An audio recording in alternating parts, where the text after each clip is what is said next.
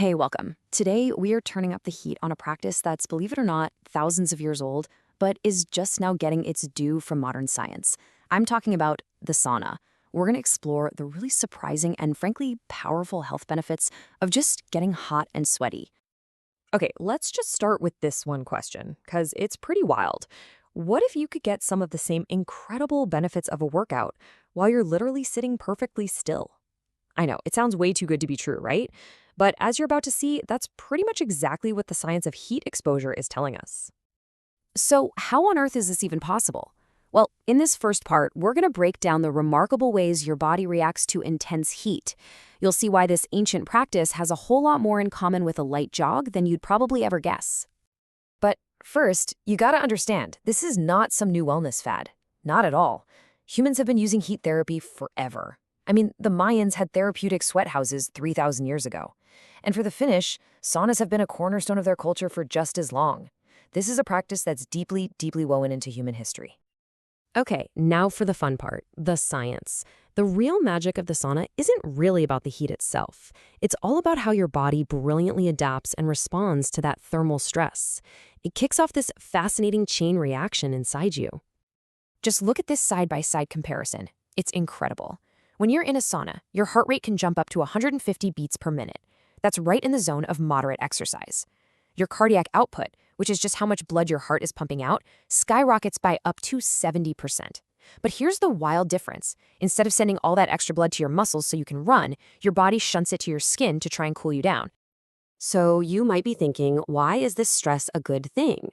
Well, it all comes down to a super cool concept called hormesis. The easiest way to think about it is that old saying, what doesn't kill you makes you stronger, but on a cellular level. The intense heat is a mild, short-term stress that actually triggers a powerful defense and repair response in your body, and that leads to some amazing long-term benefits. And one of the real stars of this whole show, something called heat shock proteins. See, when your cells get stressed out from the heat, they start cranking out these amazing little proteins. You can think of them like a microscopic repair crew rushing around to fix any proteins that got damaged. This whole process is absolutely vital for keeping your cells healthy and strong. So we get the how it works, but what about the why? Like, what are the actual real-world benefits? Let's take a look at how all this affects two of our most important organs, the heart and the brain. Okay, I want you to just let this number sink in for a second.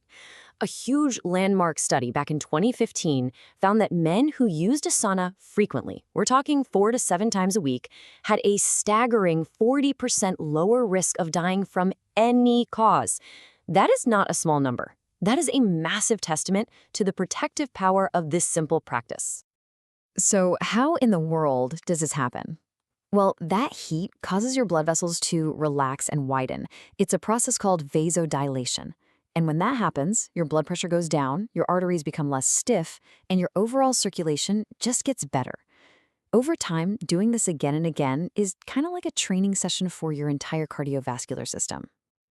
And believe it or not, the benefits for the brain are just as stunning. Frequent sauna use is linked to a massive drop in the risk for some really serious brain conditions. We're talking a 65% lower risk for dementia and Alzheimer's, and a 51% lower risk for psychotic disorders. I mean, these findings are just incredible for such a simple lifestyle change. A huge piece of the puzzle behind this brain protection is a boost in something called BDNF.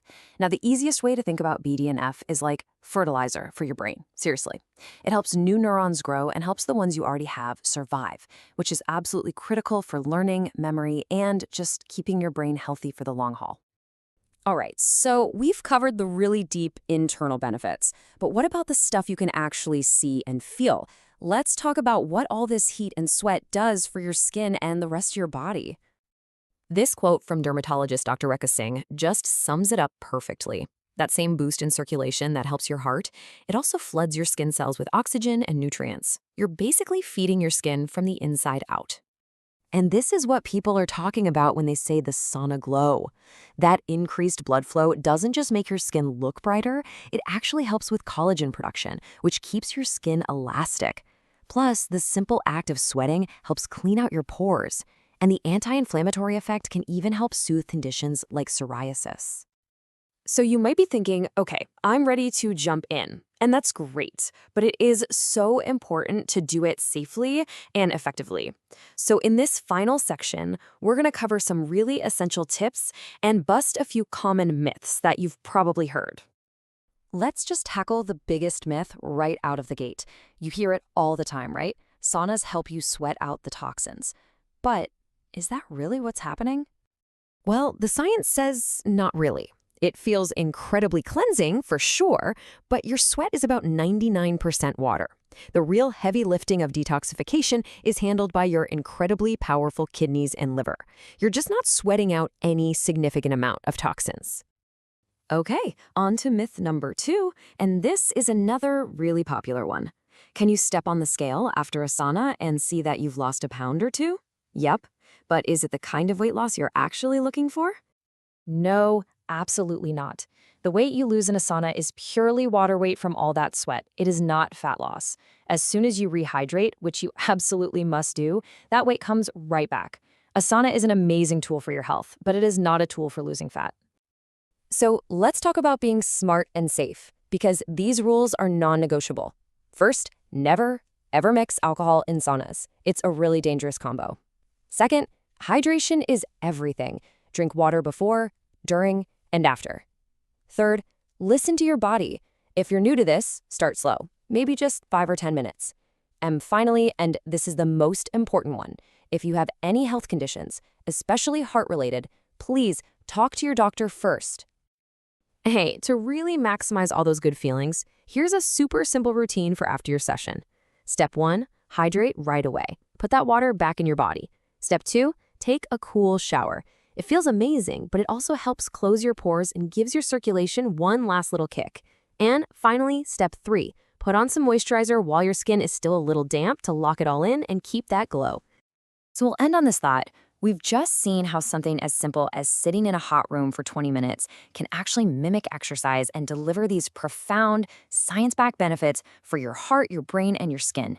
It kind of makes you wonder, right? What other ancient practices, maybe dismissed for years, are just waiting for science to catch up and show us how powerful they really are?